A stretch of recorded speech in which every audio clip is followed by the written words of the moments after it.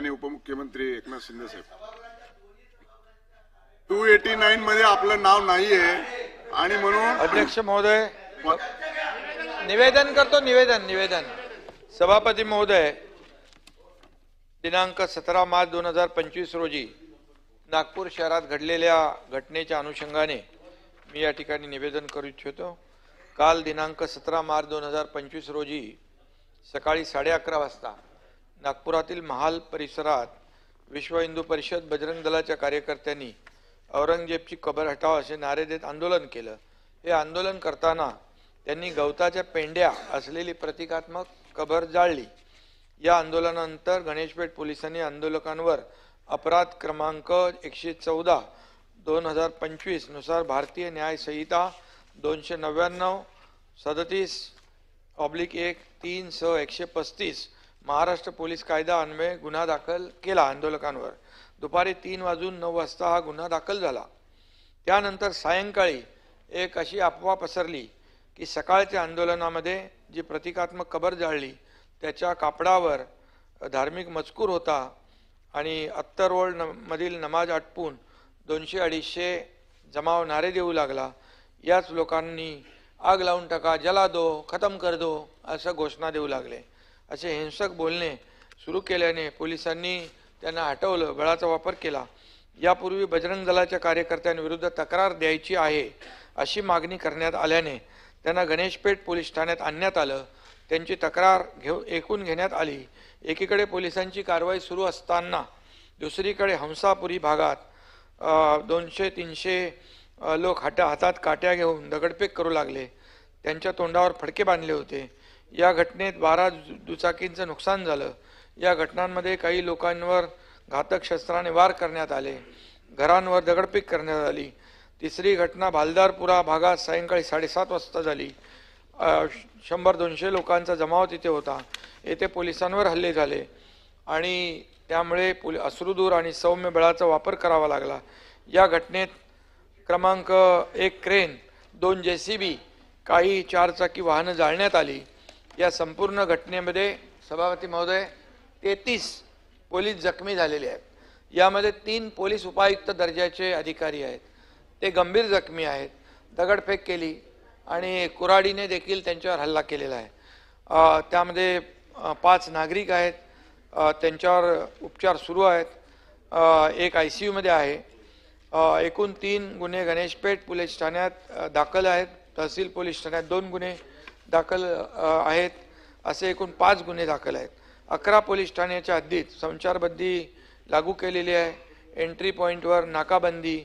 यात तहसील police station, कोतवाली, गणेशपेठ, पाचपावली, लकडगंज, शांतीनगर, सक्करदरा, नंदनवन, इमामवाडा, यशोधरा नगर, कपिल नगर या police ठाण्यांचा समावेश आहे.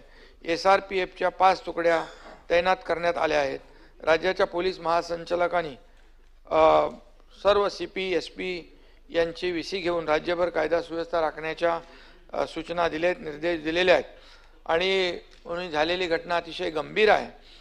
निष्पाप नागरिकांवर दगडफेक केली, त्यांच्या घरांवर दगडफेक केली, क्लिनिकवर दगडफेक केली. क्लिनिकमध्ये हॉस्पिटलमध्ये एक 5 वर्षाची मुलगी होती, तिच्यापर्यंत दंगेखोर पोचत होते, वाचली ती.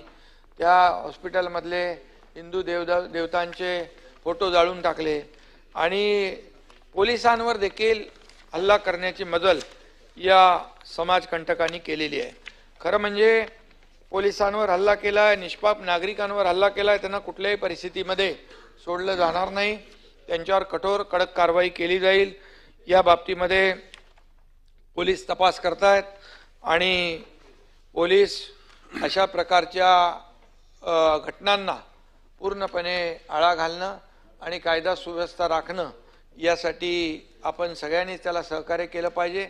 राज्यातली कायदा सुव्यवस्था अबाधित राहिली पाहिजे यासाठी आपण सगळ्यांनीच पोलिसांनाही सहकार्य केलं पाहिजे.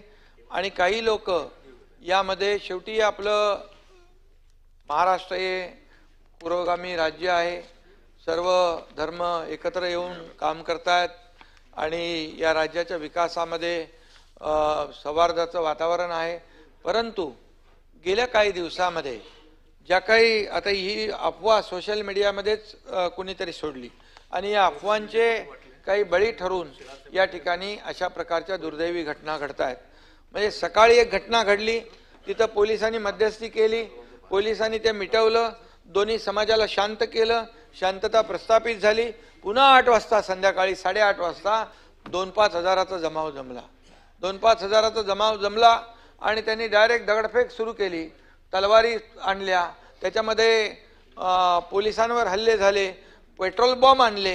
हे सगळं पेट्रोल बॉम्ब आणि ह्या सगळ्या गोष्टी अशा एकाएक येत नसतात. त्यामुळे हा पूर्णपणे एक नियोजनबद्ध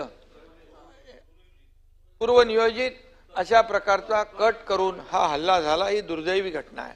खरं म्हणजे मगाशी म्हणाले आपले आमदार, नागपूर हे शांतताप्रिय शहर आहे आणि त्या शहरामध्ये अशा प्रकारचं गालबोट लावणं हे देखील अतिशय दुर्दैवी आहे. आणि त्या ठिकाणी मी देखील माहिती घेतली, मी देखील पोलिसांशी बोललो, कमिशनरशी बोललो, अधिक आणि दुसऱ्या तिथल्या लोकांच्याशी बोललो. त्या ठिकाणी देखील पोलिसांच्या गाड्यांवर हल्ले केले. फायर ब्रिगेडची गाडी आली, ती देखील जाळून टाकली.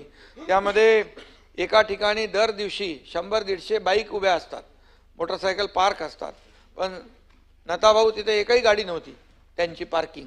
म्हणजे पूर्णपणे पूर्वनियोजित हा असा प्रकारचा एक समाजकंटकाने त्या दिवशी कालचा जो आहे तो कट केलेला आहे. आणि म्हणून या संपूर्ण ह्याच्यामध्ये चिटणीस पार्क, हंसापुरी, मोमिनपुरा, महाल या भागामधला हा सगळा प्रकार आहे.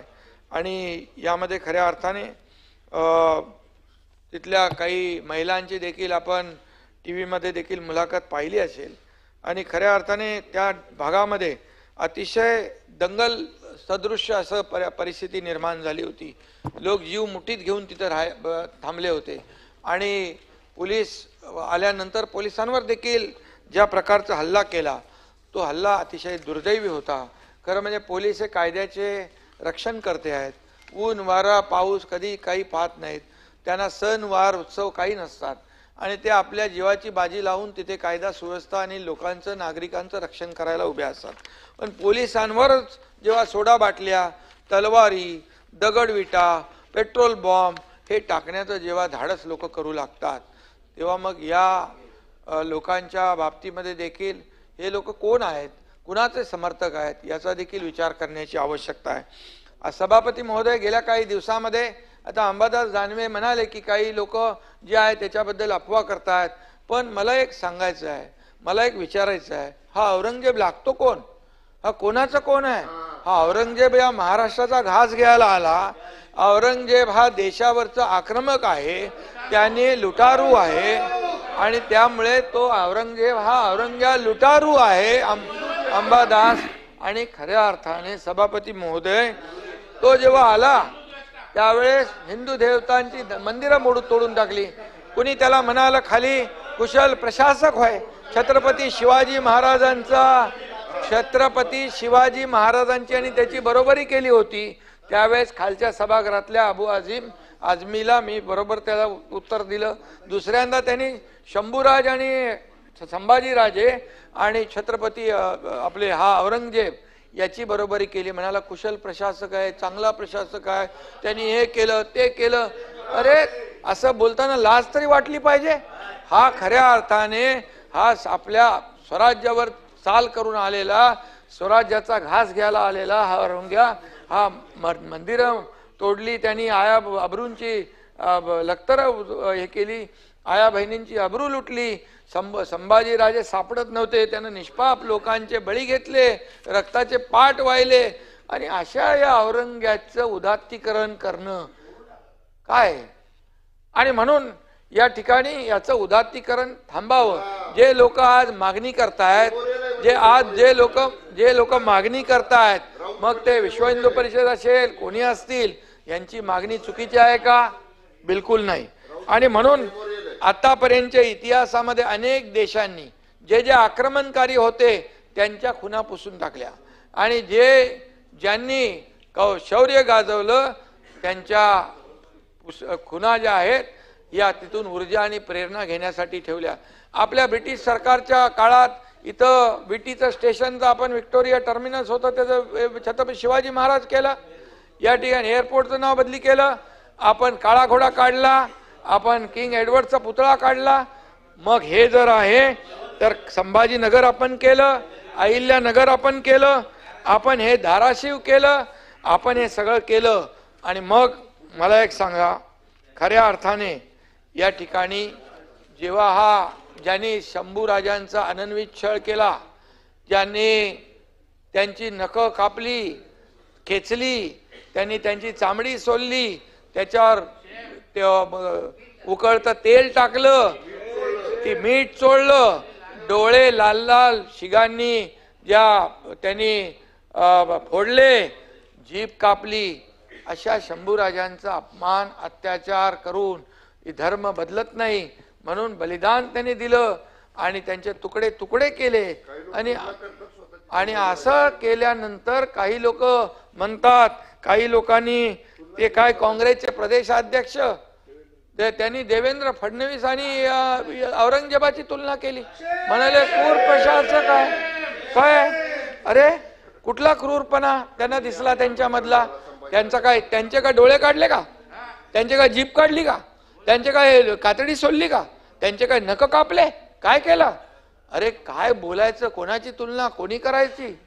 आणि म्हणून माझं सभापती महोदय एवढंच म्हणणं आहे की या ठिकाणी जे औरंग्याचं उदात्तीकरण करतायत ते थांबलं पाहिजे.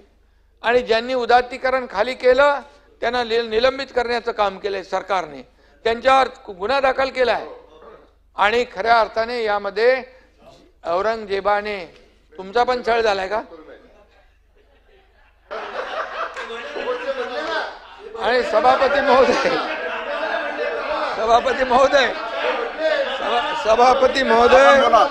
यामध्ये सभापती महोदय नाही तुमचं झालंय काय संभाजी महाराजांसारखं?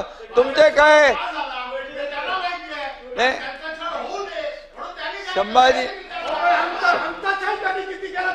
संभाजी महाराजांनी 2019 मध्ये आता मी सांगतो ऐका, मी सांगू ऐकता 2019 ला यांचे प्रमुखपण मोदी साहेबांना जाऊन भेटले. मला माफ करा, मोदी साहेबांना भेटले, मला म्हणाले आम्ही पुन्हा येतो. इकडे येऊन पलटी मारली. तुम्ही पण गेले होते. तुम्हाला जेव्हा नोटीस आली तेव्हा तुम्ही गेले होते आणि तुम्ही म्हणाले मला याच्यातून सोडवा. नंतर सुटल्यावर तुम्ही पलटी मारली. ही मला गोष्ट माहित आहे. आणि म्हणून सांगतो तुम्हाला, आम्ही जे केलं ते खुलेआम केलं. आम्ही लपून छपून गेलो नाही. जे केलं, जेव्हा शिवसेना धोक्यात आली, धनुष्यबाण धोक्यात आला, बाळासाहेबांचे विचार धोक्यात आले, हिंदुत्व धोक्यात आलं, तुम्ही औरंगजेबी विचार स्वीकारले, त्यावेळेस आम्ही सरकार पलटी केलं. तुमचा टांगा पलटी करून टाकला. अरे शेर का, अरे त्याला वाघाचं हे करायला वाघाचं काळीज लागतं. अरे लांडगा वाघाचं कांदडं पाकून, एक मिनिट, लांडगा वाघाचं कातडं पांघरून वाघ होऊ शकत नाही. याला वाघाचं काळीज लागतं. शेर का बच्चा खुलेआम किया.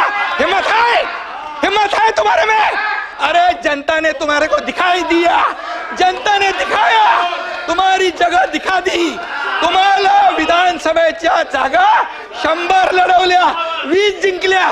या पठ्ठ्याने 80 लढवल्या, 60 जिंकल्या. अरे तुम्ही काय लढवणार? तुम्हाला भूमिका बदलली. यांनी शिवाजी महाराजांची भूमिका बदलली, बाळासाहेबांची भूमिका बदलली. तुम्ही हिंदुत्वाचे विचार सोडले म्हणून घरकाना घाटका झाले, घरकाना घाटका, इधर कभी नाही उधर कभी नाही. आणि म्हणून परब साहेब तुमचा इतिहास मला माहित आहे. मला बोलायला लावू नका, मला बोलायला लावू नका. मी बोलत नाही, मी कधीही कमरेच्या खाली वार करत नाही. मला सगळं माहित आहे, अंडी पिल्ली सगळी माहित आहे. कोण कुठे गेला, कशाला गेला हेही मला माहित आहे. हा एकनाथ शिंदे ज्यांनी केलं खुले आम केलं, खुले आम. मी तुमच्या पक्षप्रमुखांना सांगितलं होतं तुम्ही आता शिवसेना आणि भाजप युती करा. मी मुख्यमंत्री होणार होतो, 5 वेळा सांगितलं. का मुख्यमंत्री पदाच्या खुर्चीमध्ये एवढा मोह झाला? का झाला? का झाला? जे बाळासाहेबांनी सांगितलं होतं करू नका, काँग्रेस बरोबर जाऊ नका, तुम्ही का गेले? मोहापायी, सत्तेसाठी. मग मोह कोणाचा? अरे आम्ही तर सत्तेवर लात मारली, आम्ही तर मंत्रीपद सोडलं 8 लोकांनी. तुम्ही सोडणार का मंत्रीपद? आम्ही मंत्रीपद सोडलं 8 मंत्र्यांनी. आम्हाला काय माहित होतं की आम्ही काय होणार आहे आमचं? आणि म्हणून आम्ही एकतर लढून जिंकू किंवा एकतर लढून शहीद होऊ असं म्हणून आम्ही लढलो. तुम्ही आम्हाला काय सांगताय? आणि म्हणून परब साहेब तुम्हाला तुमचा माझा काय वाद नाहीये, पण तुम्ही एकच आहे, जे बोलाल की तुम्ही नोटीसला जाऊ घाबरून पळाले, हे पळाले ते पळाले, आतलं मला सगळं माहित आहे. कुणाची नोटीस थांबवायला काय काय केलं सगळं मला माहित आहे. त्याच्यावर तुम्ही जाऊ नका. तुम्ही फक्त बघा, मी तुम्हाला काय म्हणालो नाही, सभागृहामध्ये तुम्ही देखील काहीतरी बोलला होता असं मी बोललो. काय? कशावर? छळ छळ छळ छळ झाला. तुम्ही इथं बोलले होते ना, बसून बोलू नका. संभाजीराजे मी काँग्रेस प्रदेशाध्यक्ष आणि देवेंद्र फडणवीसांच्या बद्दल बोललो की त्यांनी म्हणाले की औरंगजेबासारखा क्रूर प्रशासक मुख्यमंत्री आहेत. मी त्याच्यावर सुरू केलं ते, म्हणजे मी बोललो त्यांचे काय डोळे काढले, त्यांची काय जीभ छाटली, त्यांची काय नख उपटली, त्यांची काय कातडी सोडली? काय केलं देवेंद्र फडणवीसांनी मुख्यमंत्र्यांनी काय केलं? सोलायला पाहिजे होती. आणि मग मी म्हणालो आणखी कोणाचा तुमचाही छळ झाला? तुम्ही जेव्हा उठायला उभे राहिले तेव्हा मी बोललो तुमचाही छळ झालाय का? तुम्ही जेव्हा असं नाही, तुम्ही जेव्हा उठायला बोलायला उभे राहिले, त्यामुळे मी सांगतो, तुमचं नाव नाही घेतलं मी बघा. आणि म्हणून मी सांगतो, मी जे करतो, प्रसाद लाड खाली बसा. सभापती महोदय, मला कोणाच्या बद्दल काही कधीही, मला जोपर्यंत कोणी डिवचत नाही तोपर्यंत मी कुणाची कळ काढत नाही. परंतु मला मात्र डिवचल्यानंतर माझ्या अस्तित्वाला जर कोणी चॅलेंज केला तर मी जे आहे सभापती महोदय खुलेआम करतो. कधी लपून छपून मी काय केलेलं नाही. जे केलं ते दुनियाने बघितलं. एका राज्याने नाही, देशाने नाही, जगातल्या 33 देशाने त्याची नोंद घेतली. कोण आहे? एकनाथ शिंदे. मी तर बोललो मी छोटा कार्यकर्ता आहे, बाळासाहेबांचा कार्यकर्ता, आनंद दिघे साहेबांचा शिवसैनिक आहे. पण जेव्हा मला तुम्ही हलक्यात घेतलं त्यावेळेस मग मी केलं. आणि म्हणून सचिन भाऊ, तुम्हालाही बरंच काय माहित आहे, तुम्ही शांत राहा. आणि म्हणून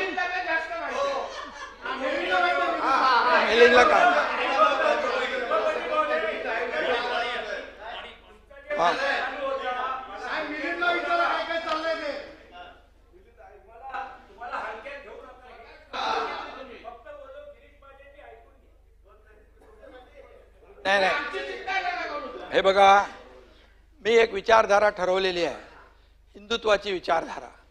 आमच्या दोन्ही पक्षाची विचारधारा एकच आहे. आमच्यामध्ये कधीही सत्तेसाठी हा एकनाथ शिंदे आपापलेला नाही. तेव्हाही मी जे केलं ते खुर्चीसाठी नाही केलं सचिन भाऊ. त्यावेळेस मलाही माहित नव्हतं की मुख्यमंत्री होईल. आताही तुम्हाला माहित आहे की या वेळेत देखील मी स्वतः आदरणीय प्रधानमंत्री महोदयांना फोन करून सांगितलं तुम्ही निर्णय घ्या, एकनाथ शिंदे तुमच्या बरोबर आहे. अमित भाईंना मी सांगितलं, मी खुर्चीसाठी नाही हो, खुर्ची शोधत नाही मी. खुर्चीच्या मागे बसलेला माणूस, त्याचे प्रश्न, त्याचं दुःख आणि अडचणी समजून घेणारा एकनाथ शिंदे आहे, खुर्ची शोधणारा नाही. आणि म्हणून मी राजकीय नाही आहे, मी हार्डकोर पॉलिटिशियन नाही आहे, मी समाजकारणी आहे, मी एक सर्वसामान्य माणूस आहे. म्हणून मी कधी कोणाच्या वाटेला जात नाही. मी इथे बोललो, इथे विसरून जातो. मनामध्ये मी कधी गुस्सा ठेवत नाही, नाहीतर मी मुख्यमंत्री झालो नसतो. आणि म्हणून मी एवढंच आपल्याला सांगतो की सभापती महोदय, नागपूरची झालेली घटना जी आहे, औरंगजेबाचं उदात्तीकरण कुणी करता कामा नये. औरंगजेब हा आपल्या राज्याला लागलेला कलंक आहे.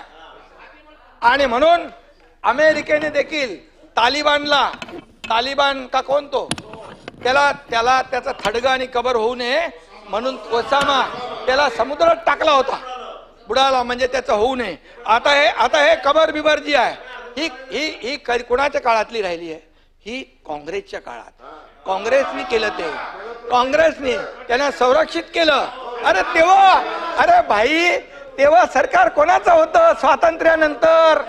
म्हणून तुम्हाला सांगतो मी, एक लक्षात घ्या. आणि म्हणून तुमच्या भाई, एक मिनिट, मला एवढंच आहे की उदात्तीकरण महाराष्ट्र सहन करणार नाही, औरंगजेबाचं उदात्तीकरण महाराष्ट्र सहन करणार नाही, एवढंच मी सांगतो.